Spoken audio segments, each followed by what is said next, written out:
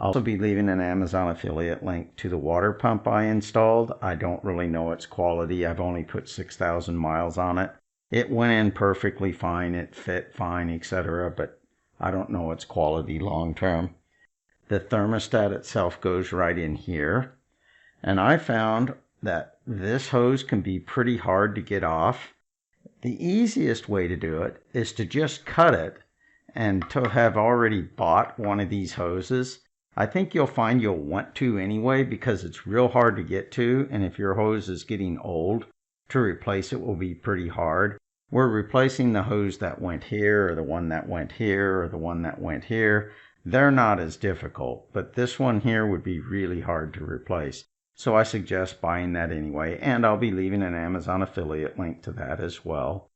You'll also see later this thermostat housing is out, and I didn't show how to do that. You don't need to do it at all to replace the water pump. That's why I didn't show it, because I do have a video on replacing the thermostat separately. But it was just more steps that you didn't need to do. So when you see that, realize you don't have to take that stuff off. Outside of that, let's get started. Make sure you've let the radiator fluid completely cool off before you do this next step, because you don't want to be scalded. I've already removed the bolts that hold on this rock shield here. It has to be taken off. There's one clip holding it up right now.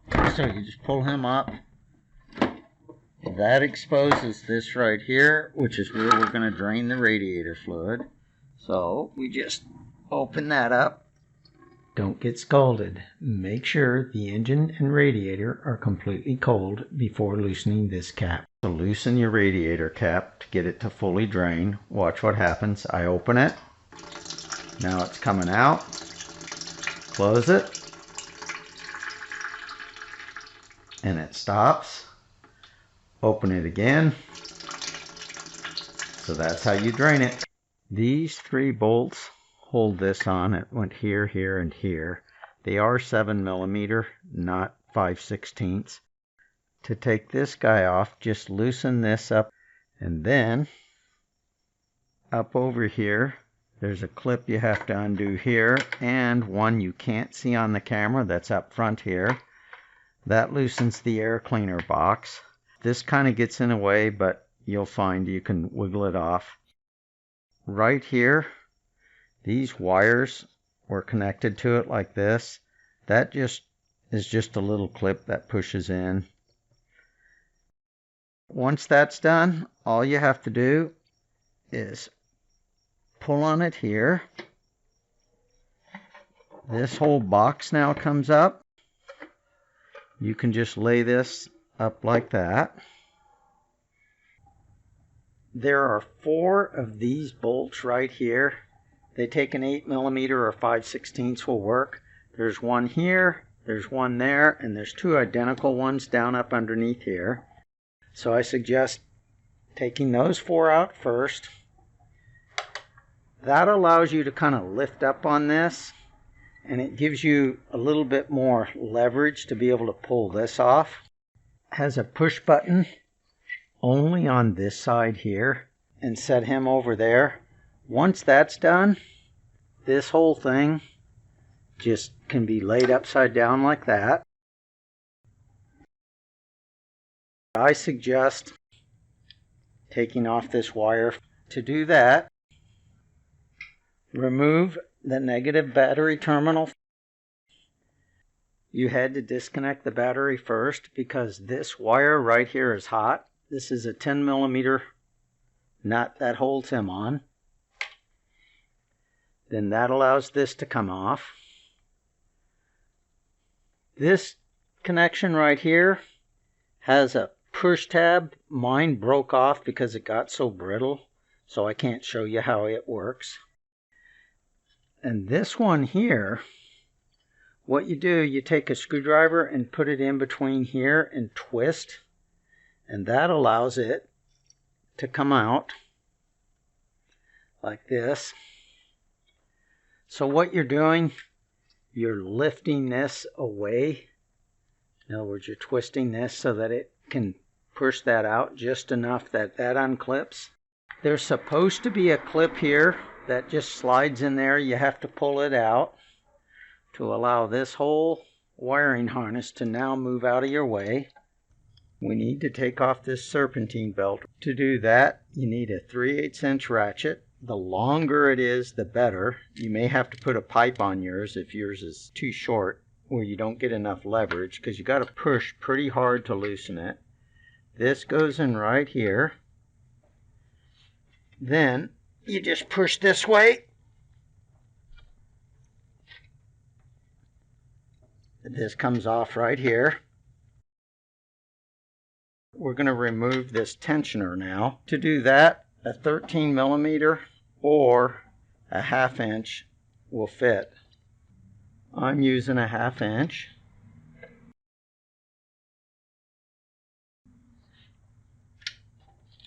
The reason we have to take this off, there's a bolt right back up under here that we're going to have to remove in the future, and so we might as well get it out of our way.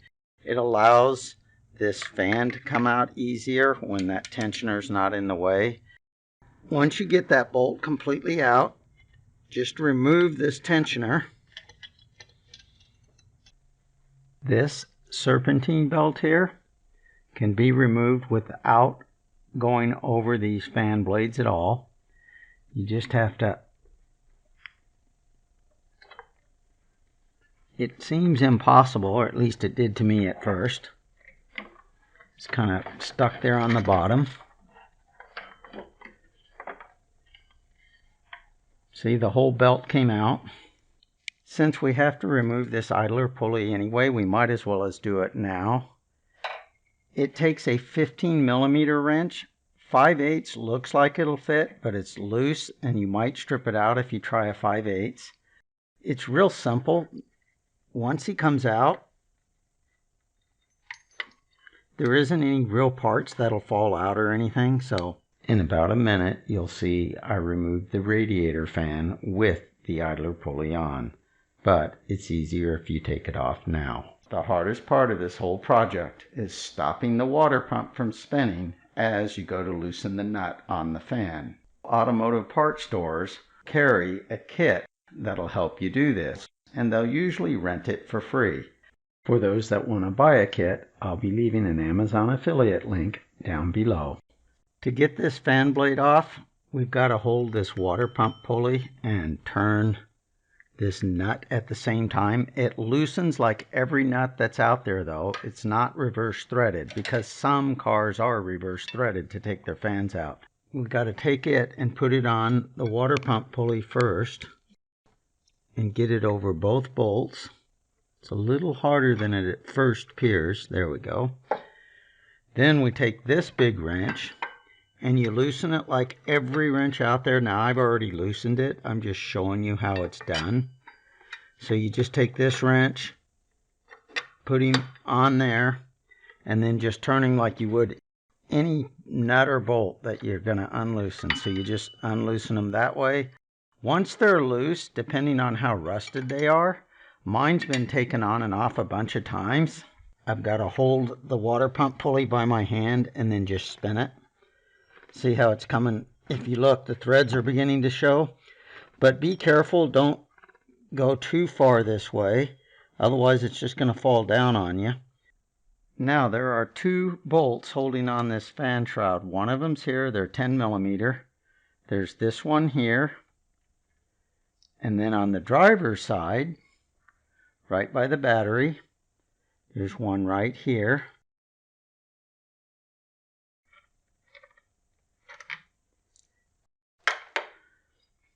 But once those bolts are out and that's removed, what can make things hard is this right here. Transmission pipe here can't be taken off without being a big problem. And this radiator hose right here gets in the way when we try to lift everything out. So what I've kind of learned to do is you take this fan. Like I say, we've already made him to where he's right near the end where he'll fall off. Then lift this guy, and this guy here will come out of this corner Once he gets out, you still got to deal with that fan shroud. The trick to it is up over here. You have to clear that ear, and then he pops right out. Now do keep in mind there's 2 slots down here. In other words, these things here go into a slot, not 2 slots. They go into a slot. That's what holds him on. There are only 3 bolts holding this guy on now. I've already loosened them, so you don't have to watch me do that. They are 15s, so don't use a 5/8. They might strip it. So these take these 2 out. 1, 2. They're all identical, meaning they're all going to be the same length. But be real careful because this alternator is heavy and you don't want it falling in and wrecking your radiator up front. So like I say, I've already loosened this.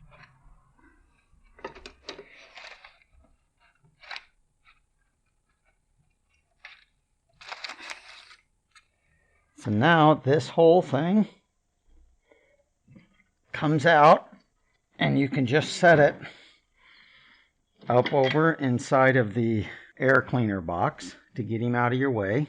The alternator and its assembly weighs quite a bit. You might want to put a piece of wood or cardboard to help protect the air box where I laid it. Right here is the hose that I left the Amazon affiliate link for, meaning this one here I showed earlier. That's because when I went to do it, I had to literally cut mine with a razor knife to be able to get mine out, and I thought you guys might run into the same thing, so just thought I'd warn you ahead of time. To get this water pump pulley off, you have to stop it from spinning.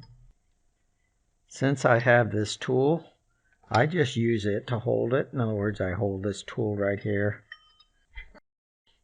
And you do it to all 4 of them. So there's what the 4 bolts look like. They're not that long. They're all identical. Once that happens, this just comes right out. So like I say, it attaches to the water pump. This is the water pump, obviously. I can tell you, even though this pipe is pretty close to all this stuff, you don't have to mess with any of this stuff with the air conditioner at all. There are 2 clips, or whatever you want to call them, that clip on here and here that hold the wire on. You have to take a screwdriver back there and pry those off.